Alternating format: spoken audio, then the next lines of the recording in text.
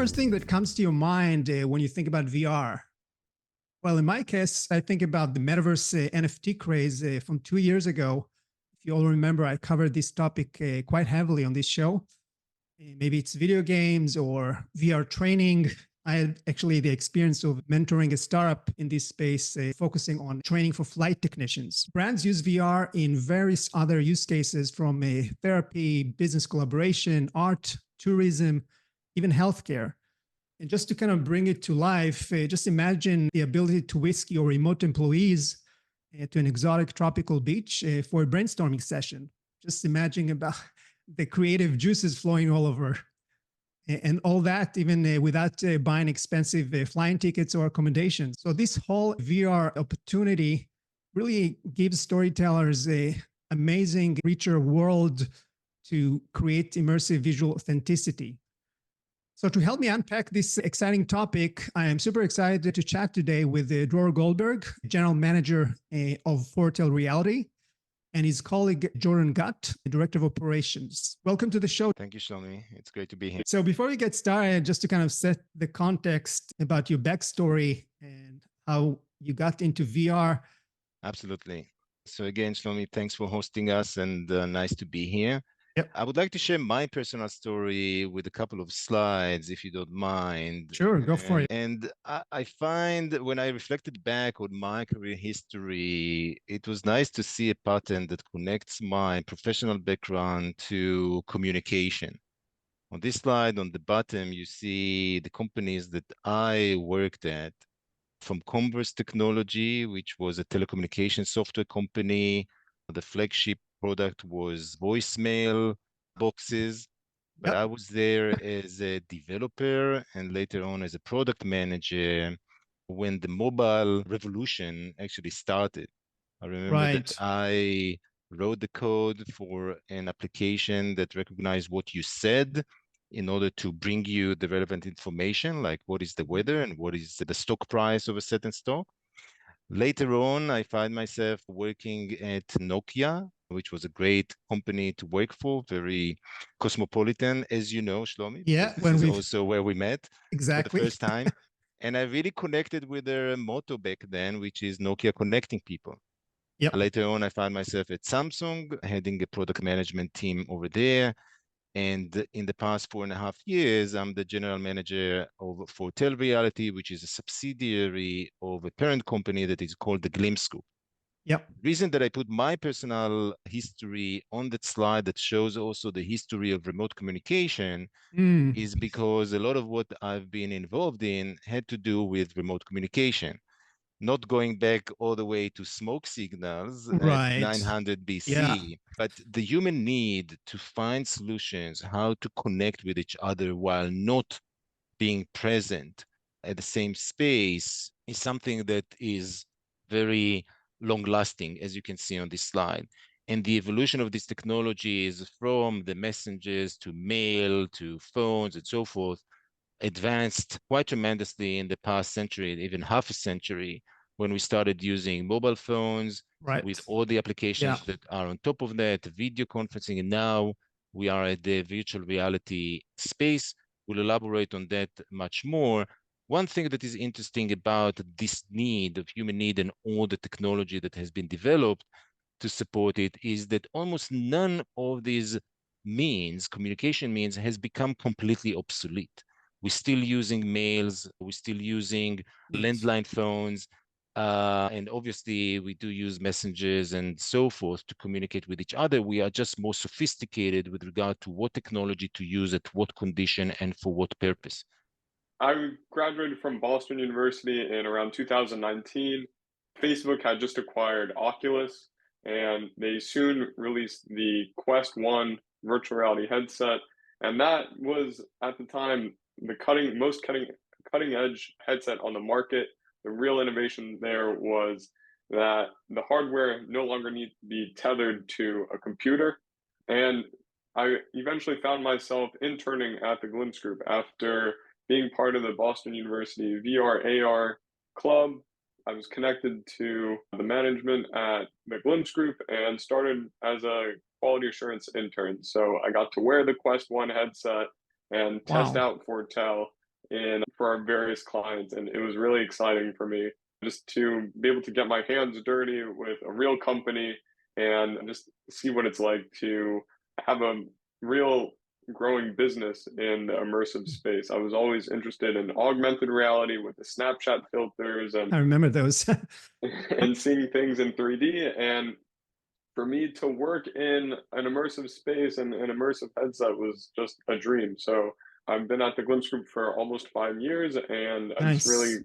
great to just grow with the company as well. That's awesome. So it's looks like you are an early adopter in VR, which is really fantastic.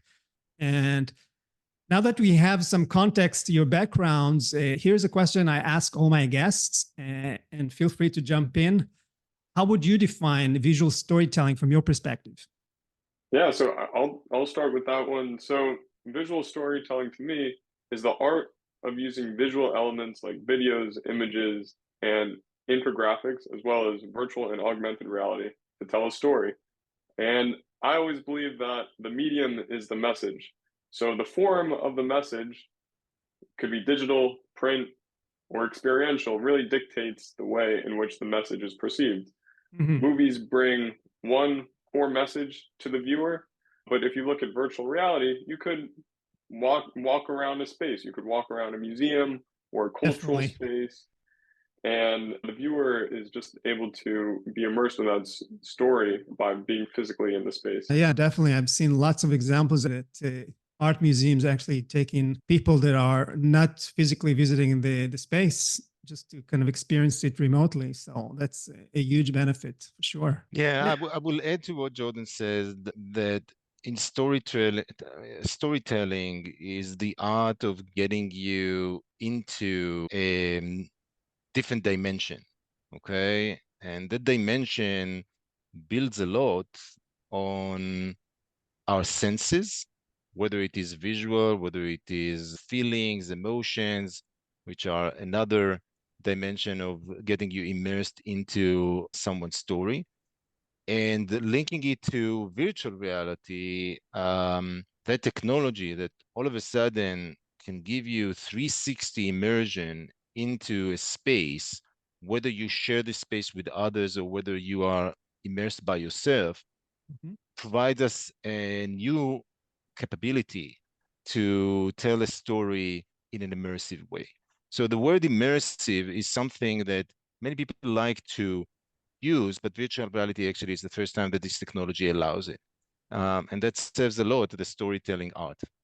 No, for sure. Yeah. I mean, us visual storytellers always, when we tell a story, even just on stage, we have as humans this capability to envision things vicariously through the storytellers. So typically our VR is our brain, our mental box to visualize how the story take these wild turns.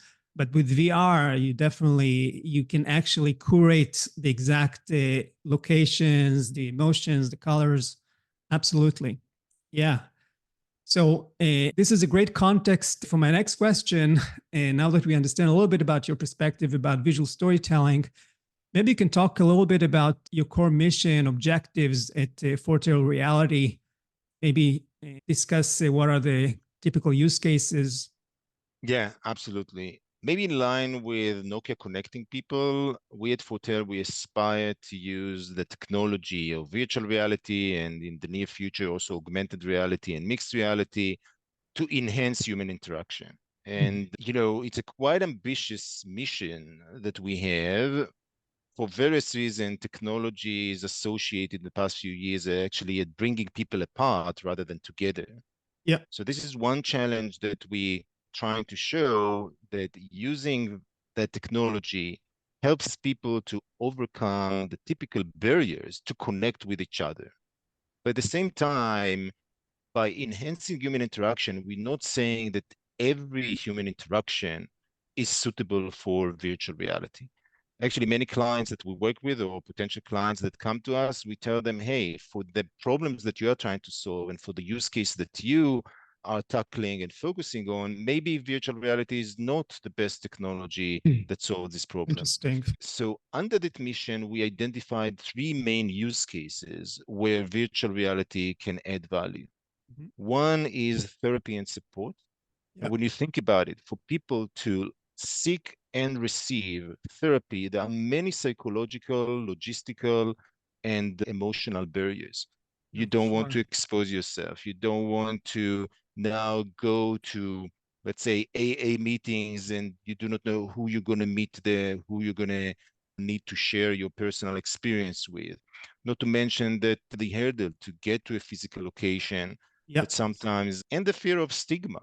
And when we talk about virtual reality, the anonymity that you can get in virtual reality without revealing your own identity, but at the same time sharing the same space while you are far remote, this is something perfect. I never thought about it this way. This is actually a really important point, you know, that you basically use your avatar as a mask in a way, but you still can share very intimate details about a challenge.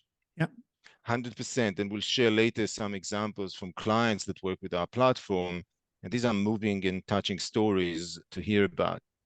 Another use case under that mission is the soft skills development. And one of the things that we tend to say is that we do not invent the practice. We want to add value to the practice. And when you think about soft skills development is something that is being worked on regardless of virtual reality. Role play simulation, for example. Imagine that you're a manager and there's an employee. Now you have a tough discussion about performance. Imagine that you are a parent and a kid and you want to simulate what it is to say no or to say yes to your kid. So role play simulation is not something new, but when you do it with others, using virtual reality, all of a sudden you can immerse yourself in the environment that you want to be. If it is a boardroom or if it is a playground, with the flip of a button, you can change the environment, and then you can also build your own character by customizing your avatar, not to mention of other features that we have in the platform that support this use case. And the third one is experiential learning. Field trips. You want to see now the archaeological sites of Greece. You don't need to get on a plane and to be there. You can just explore and be there. Exactly. Not to mention that it might be even easier. We had a very interesting project, and I hope to have the chance to talk about it, that immerse people in archaeological sites in Israel. And you can explore these sites, you know, by looking and having the space and the time to do it, and not risking yourself by crossing the road and exploring the no, for sure. Yeah, definitely.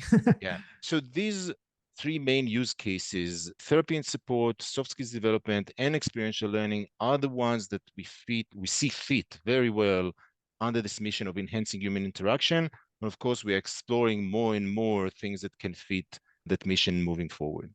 Awesome. So now I'm dying to actually see some 1 or 2 VR examples directly from your environment. So we're just going to put the VR headset and jump right into your environment. That sounds good. Yeah, so let's put on our Quest 2 headsets and we'll meet you in Fortel. Awesome. Let's do that. See you there. Excellent. So in the short time we have today, we'll review some of the other multimedia features in Fortel. Just for an example, since we're in a 3D environment, I could spawn different content like a 3D flower.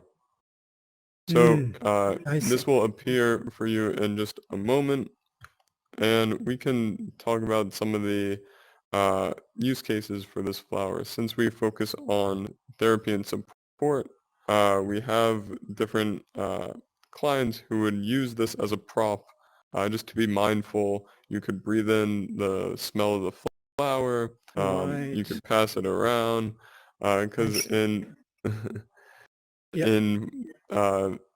3D, you're able to see not just the 2 dimensions of a zoom screen, for example, but be able to use the whole 3D environment there. All right. That's incredible. I really like, you know, the close-up is really amazing because you can actually see it from all angles. And I bet for training, when you do maybe with the 3D engines, it's quite educational. Yep. Got it. To focus a little bit more on the support groups, spawn this video here. All right. So now what you're seeing is just a highlight of some of the Foretell features here. We've got a whole bunch of avatars here, and I'll just get a little bit closer so I can increase that. So what you're looking at here is our different environments, as well as some of the different trainings that take place in Foretell. We're able to upload different content, visit different environments, and in a moment we'll also go into a 360-degree video. Yeah, so just looking at the video clip that you spawned a second ago, I was just kind of curious, when you have training sessions, what are the typical use cases for showing those video clips?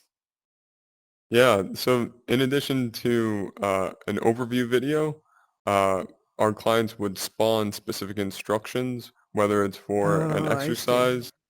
Yeah, whether it's an exercise they're about to do with rules or just specific instructions, and also different role-playing scenarios. So if we're setting up a role play where we're both different backgrounds than what we actually are, we would be able to spawn the script and then complete the role play that way. So we're here in the Zen Garden, and our clients like to use this to have a support group setting and a moment of Zen in their busy lives. So that's incredible. So we've worked with a hospital that just has headsets that are ready to go. So if nurses or any of their colleagues need a moment just to take a Zen environment, they would go into the VR headset and leave feeling recharged. In all of our environments, we have all the same media capabilities, and in a moment I'll take us to a 360-degree video, and this is a temple in Thailand. Are you ready? Yep. All right. Let's do it. All right. Oh wow. So we're back here, and I'll pan the observer camera around, and we see that we're able to have that same photorealistic view inside this computer-generated environment. Interesting. So I'll take us back to the Zen Garden now, and let's see. We could wrap up with using the ball game. So this ball game is meant as a icebreaker tool. So we could just toss it around, and the ball will come back to us. And here it is. Huh. So why don't you give it a toss?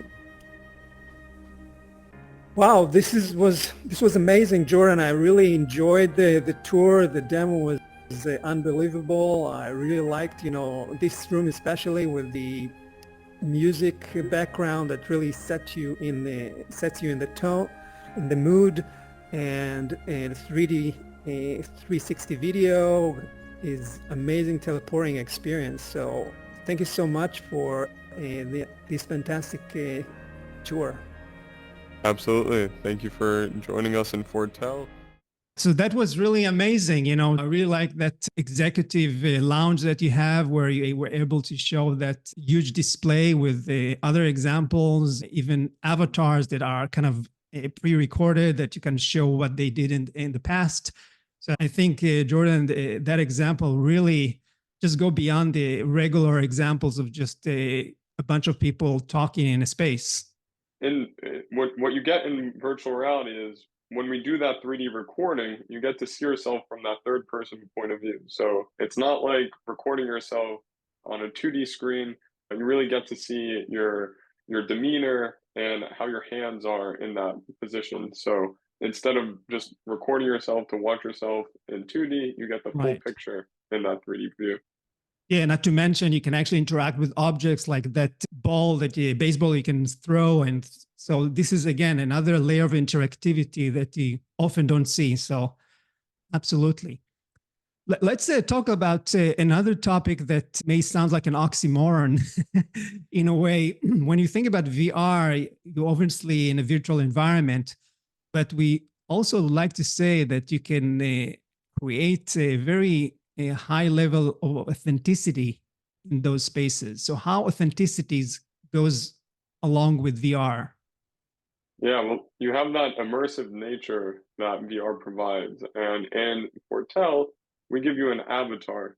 And that avatar, it may not look like you, but it could look how you feel that specific day. So in VR, there's this sense of embodiment where you embody the characteristics of that avatar. So we've worked with a couple clients, one being Yale, their gender program, where they would use the Fortel platform just as a safe space and a support group setting where they would just choose their avatar. Oh, We yeah. have a voice modulation where you can make your voice higher or lower. And then you just could be your true self. VR provides that avatar capability where it almost masks who you are in the moment and could reveal like who you actually are. Yeah, no, and I think you're right, Jordan, because it's especially when you speak about personal therapy sessions. Again, you know, that's probably the highest authenticity you can think of, where people kind of opening up their hearts and you know the most kind of extreme experiences. And so definitely, I can see that a great value add. Yeah, I would add to that, Shlomi, you know, when we're talking about authentic storytelling, I think that there are two things that maybe require a little bit to elaborate on. One is, what is the story that you want to tell? If it is your personal story, then let's think, what are the barriers for you to be authentic? Mm-hmm. We have a lot of, whether it is social conventions or habits, that prevents us from being very open about our own problems, difficulties, could be even the success stories that we have. We are fearful of judgment of the way that we look or of the way that we sound. Many people are really, really reluctant to put themselves in front of a camera. I mean, being camera shy. We are not sure how it's going to be perceived, whether we're saying the right things or the wrong thing, whether there are different stigmas. We talked about therapy and support, right? If I'm going to get some help, how people would look at that, let alone I'm trying to keep it secret. And one of the things that resonated with me many years ago, before I even stepped into the virtual reality realm, is tied to what Jordan mentioned, the representation as someone else. And the quote that I remember that I saw by an African tribe was that we dance with a mask, or they dance with a mask, to let the things that are already in them out, but not to be someone else. And there's a huge difference wearing a mask to be someone else, or wearing a mask in order to let the things that are buried in you for various reasons and to express them publicly. And this is what we try to do in Fortel. We create the environment. The environment can be very relaxing or can be very triggering, but at the same time shields the participants from the typical social barriers that prevents people from being authentic and open about themselves and about the story that they're trying to tell. Yeah, you're absolutely right. I really can relate to what you said about what people choose to tell. In my world, I call it the edited versus the unedited story. Most likely, we keep the unedited, you know, with the sensitive details to ourselves, and we share the edited story with the world. So, yeah, for sure, this is an important aspect. Speaking about the great examples Jordan went through earlier, I was curious to get a glimpse backstage. And if you can talk a little bit about what is the process you go through with clients to develop those experiences? Yeah. So what we develop is the platform and the tools and the features. We are not a marketing agency that is responsible for the storyboard and so forth. Although in certain cases, we work on a storyboard with the client, but I usually see. what we try to do is to link between the story that the client want to tell or the story that they want their customers to tell Mm, and translate what they already do and what they are accustomed to do in mm. a non-VR world and translate it to how our platform can be leveraged in order to take it to the next step. I gave the example of role play simulation. You have a lot of corporate workshops where you try to simulate certain situations and you give trainee A certain role and Yeah, trainee B another role and say, okay, imagine that you are, okay, now you don't need to imagine. You actually are right. placed in a boardroom, like I mentioned before, in another environment, okay? So how to leverage what we developed in our platform for the sequence that the client want to have with their users is very Yeah, important. I can give you another example from therapy. If you want to have some physical activity at the beginning, just to mhm. get some energy out, and then switch to talk therapy, we have features where you can, play with a ball or even do some yoga exercises or stretching and then take you to a quiet environment where people sit in a circle and share heart to heart their own story. So building this sequence with our client is the way that we see our participation in I building the see. curriculum or building the story narrative per the practice that our client is using. I see. Yeah. So it sounds like you are playing the role of visual curators, I would say, that basically bring to life an existing practice that the business have offline and just enriching it with VR built-in Exactly. features. Mhm. Very much so. I mean, I tend to say that with people who are new to the medium of virtual reality, there is a barrier. I call it the imagination barrier, because sometimes you do not know what is the potential, what are the opportunities that new technology allows you to do. And our role is to help our clients overcome that imagination barrier I by see. linking what we have in the platform and what they need to Right. have for their own practice. Right. You've been both close to 5 years working in this space. Can you kind of see a pattern of what are the core problems or type of stories clients bring up the most? Yeah, so I could dive in a little bit. So, in addition to the support group setting, VR really works great for things that are impossible, Mhm. very expensive, or dangerous. So, when we're not focusing on the support group setting, these are the types of things that work best for VR. And yeah, and so in addition to now getting back to the support group setting, providing that safe space that's reliable and just a place that our clients could return on a regular basis, the key. I see. Yeah, and I'll add a couple points here. Going back to the three use cases, therapy and support, soft skills development, and experiential learning. The best things that the stories that fit in terms of the stories that our clients want to tell or want to practice Yeah. in our platform are things that do require an element of immersiveness. Hmm. Okay. I Yeah. mean, Jordan touched a little bit. If you want to now practice something that in regular circumstances you cannot do easily, I don't know, a fire drill. Okay. Right. You Yeah. cannot set a place on fire in order to practice. Another thing, if we are talking about the therapy, if you want to bring your users, your patients to a certain state, Mhm. okay, either it is state of relaxation or a state of agitation. The Yeah. immersiveness is something that shorten the time to get into this state. If I someone see. has a fear of heights or fear of spiders, you can put a picture that now the user feels like they're on a hot air balloon, looking down and seeing, what kind of emotions and feelings it triggers in them. In many ways, virtual reality is another step in what is called biofeedback because of the visceral feeling that you can have just by putting yourself in this immersive environment.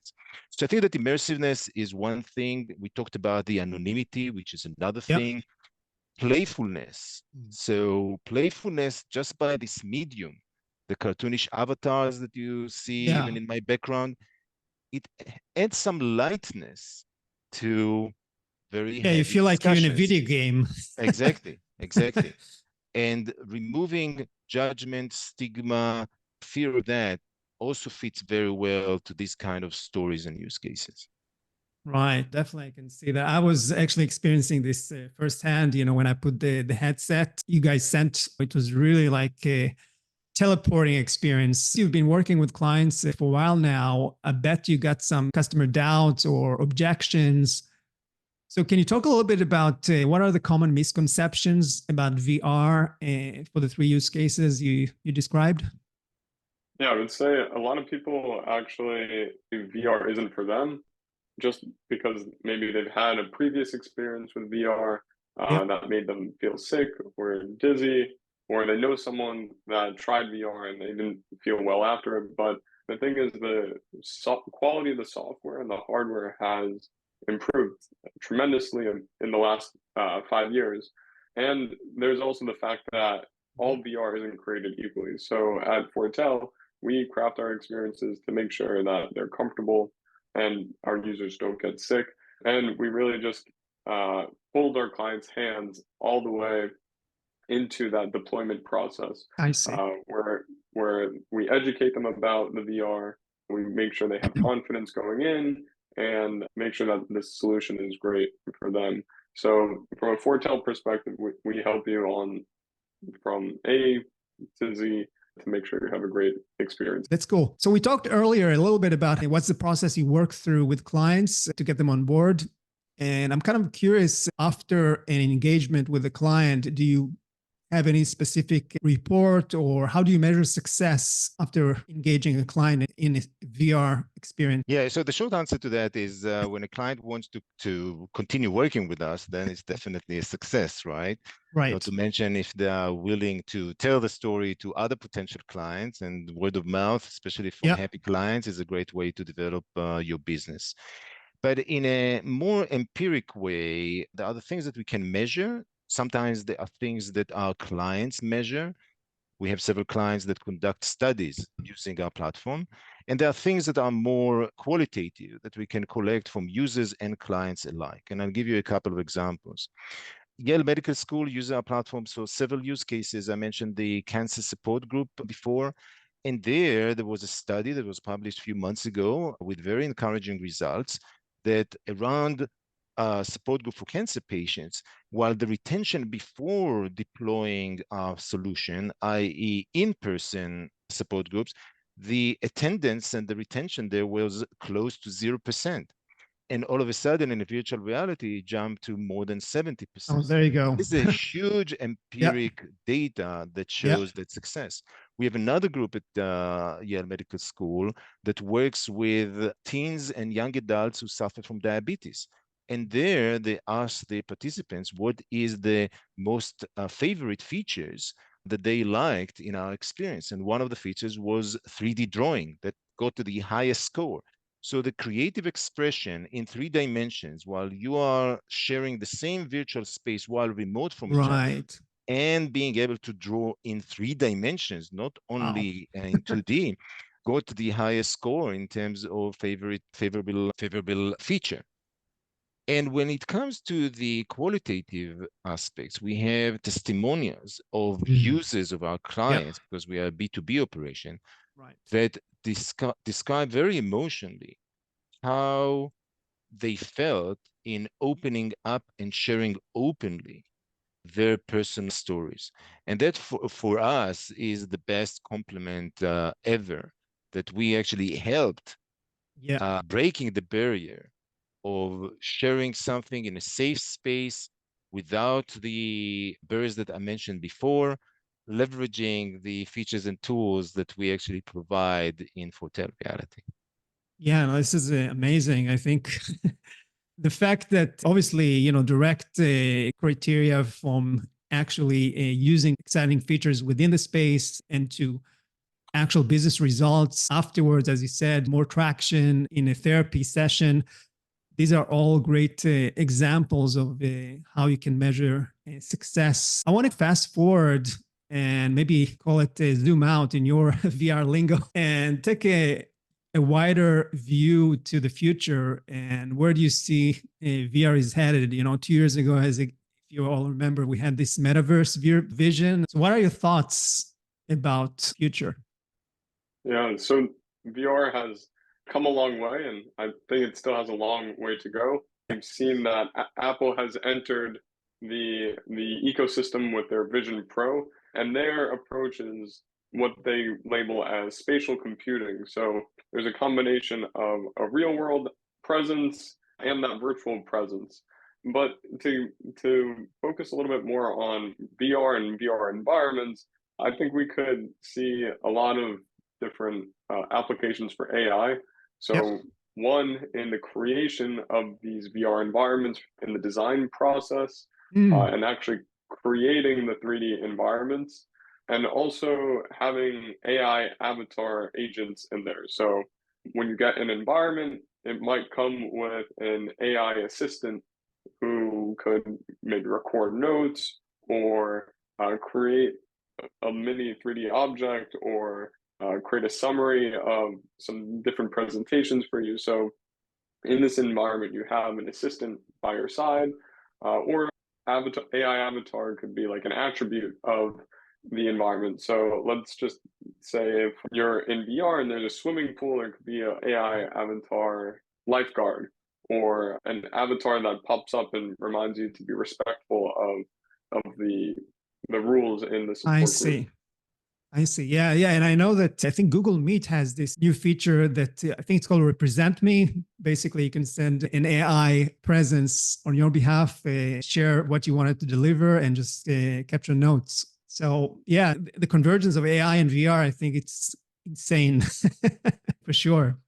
This has been great, amazing information. And just to kind of wrap it up for my audience, what would you say be your top 3 tips for brands that really want to use VR to tell more authentic stories, either for internal or external audiences? Yeah, I would say one, to know your audience. So when you're crafting the curriculum in VR or creating the experience itself, Yep. know who's going to use it and benefit from it. So you could tailor the UI screens and the design for those people. Next, choose your target device. So some people enjoy doing VR from a 2D screen, or what we recommend mostly the MetaQuest 2, I see. 3, or Pro headsets. Yep. And then create something memorable. So make sure that the end result has a lasting effect and is something that the users would walk away with a positive experience. Yeah, because then they become your kind of messengers and spread the word on your behalf, kind of an extension of your marketing team, if you will. Yeah, I would I would add an example that brings all the elements that Jordan mentioned quite nicely. One of our clients is a dating coach, and she works with her clients to practice the art, if you will, or the failure of first date.